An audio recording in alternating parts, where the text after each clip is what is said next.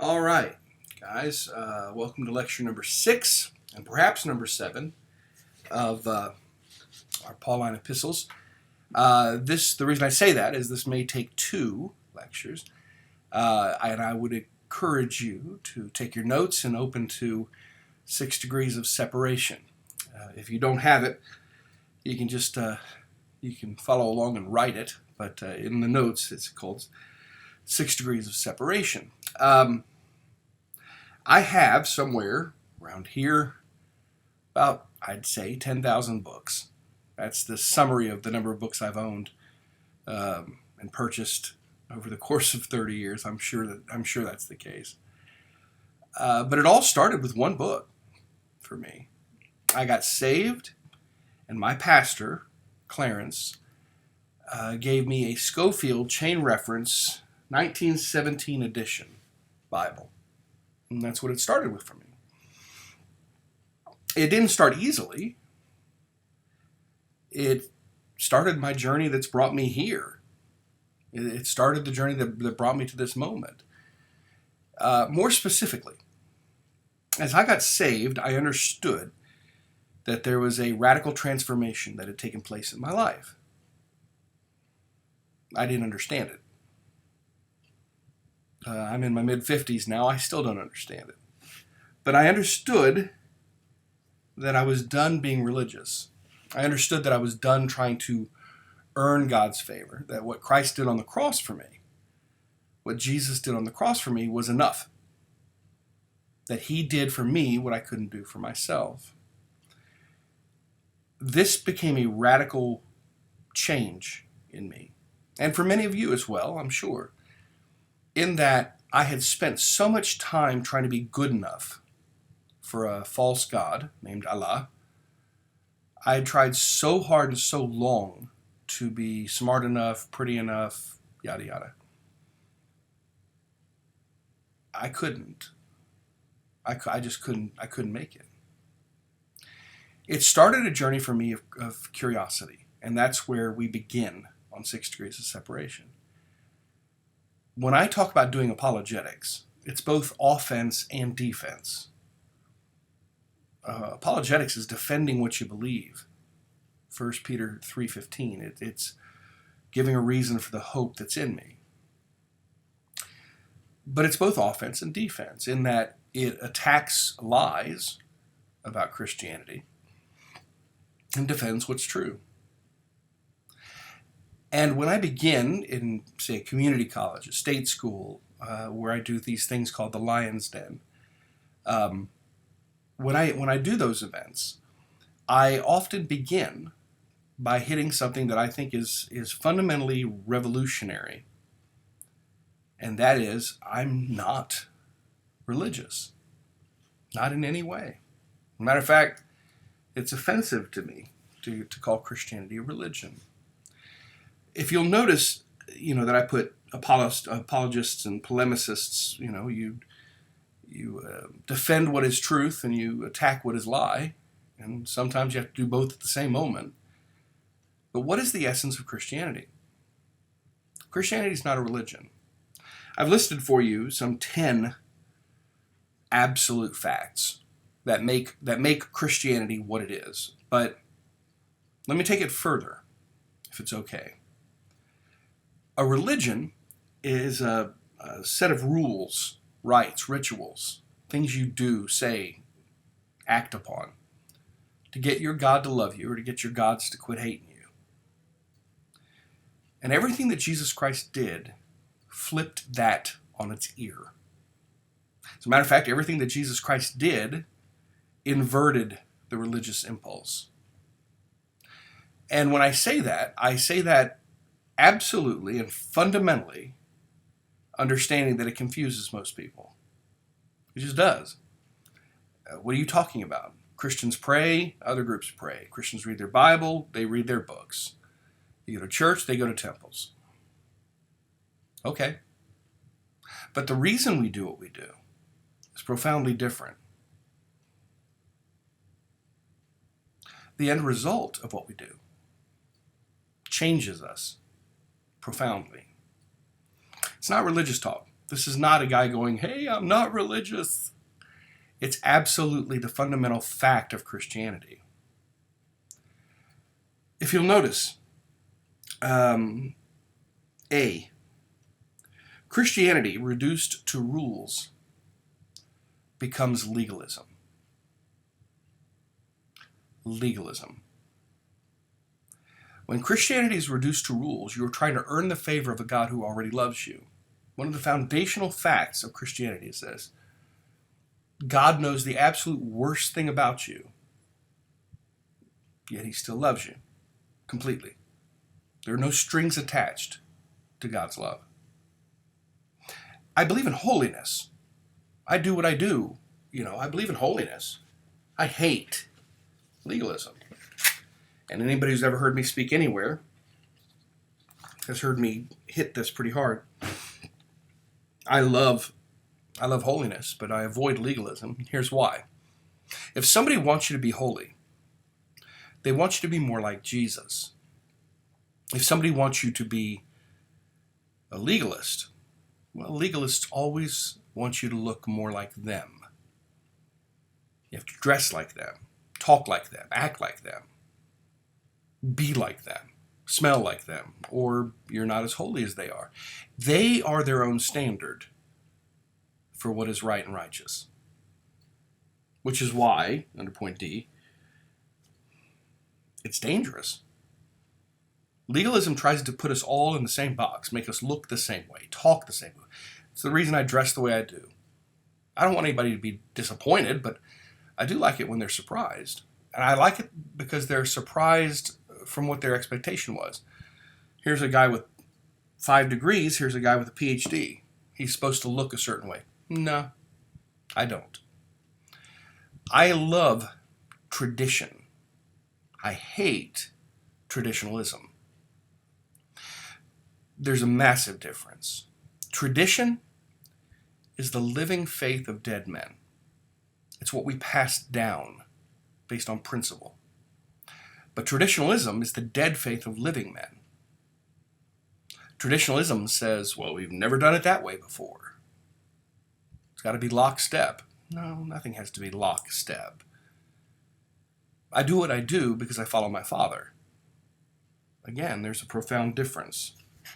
So if you see in the notes, the 6 degrees of separation, I've just covered the whole thing for you in about 7 minutes. I'm going to kick off with just the first point, and then we'll do the next in the next lecture. The first point: in every other religion, all the ones that are in the charts that I've given to you, in every other religion, men fear their gods. They do what they do to get their god or gods to love them. Their gods are distant. Their gods are uninterested. Sometimes their gods are non-existent. But in Christianity, there's a profundity. Only Christianity offers you a father. Again, this is not a bumper sticker.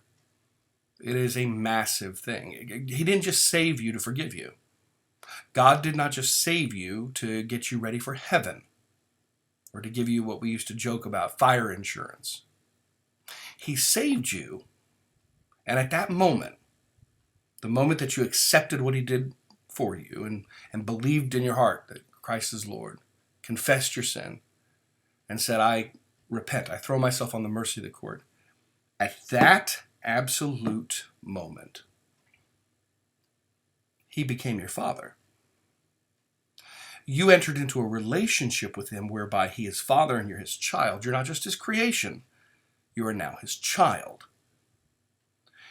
There is no such thing as a Muslim who accepts Allah in his heart as Lord and Savior, or a Buddhist accepting the nothingness.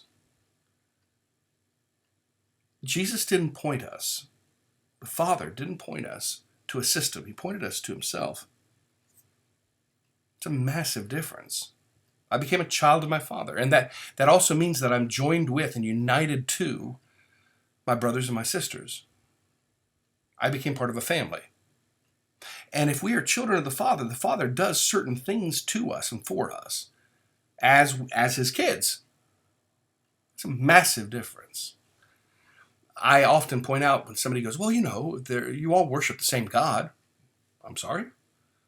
Well, they're monotheistic, you're monotheistic. Meaning one God, one God. Oh, so Allah, yeah. And Jehovah, But there's a huge, huge difference. I don't know a single Muslim who, reading the 114 chapters of the Quran and then looking at the Bible, would ever say that it's the same God. Because we're not just talking about a name, we're talking about a nature. Just because something has the same name, if there's 6 guys who have the name John, they're not the same person. They have different personalities, different natures. And when you talk about God, I would even rush to say nature is more important than the name. Just because somebody says, I'm very spiritual, I don't care. Spirituality doesn't mean anything to me. Oh, I'm very faith-oriented. Okay. What does that mean? What do you have faith in? What is the object and subject of your faith? When it comes to Islam, it's often confusing because they have the same prophets. They seem to have the same stories, roughly. The 19th chapter of the Quran, Surah Maryam, is named after Mary. So it's the birth of Jesus in Muhammad's story, 600 years later. It's got to be the same God. No, it's not. As a matter of fact, if you want to understand Islam, here's a little secret. Islam is none other than medieval Mormonism. I'm going to say that again. It doesn't necessarily fit on your chart, but it's a fact. Islam is none other than medieval Mormonism. Everything that Joseph Smith did in the 19th century, Muhammad did in the 7th. Right? Born in 570, on his 40th birthday, 572, on his 40th birthday, he receives this revelation from an angel. Well, doesn't that sound familiar to those who understand Mormonism and Joseph Smith and Moroni? Stories are very similar.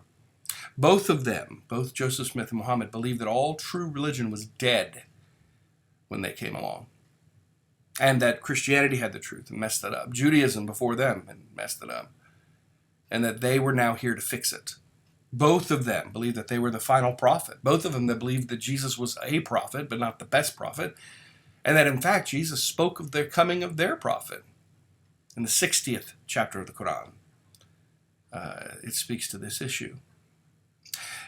Joseph Smith believed that Jesus spoke about his coming. Both of them have Jesus coming to their place, their location. Both of them believe that their book corrected the Bible. Both of them believe that they were the new or the replacement for or the 12th tribe of Israel.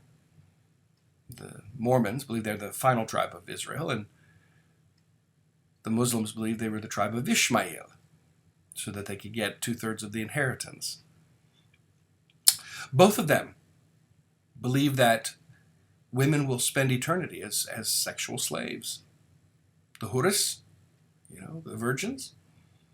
And in Mormonism, a woman is eternally celestial pregnant. Both of them believe in warfare. I hate to throw.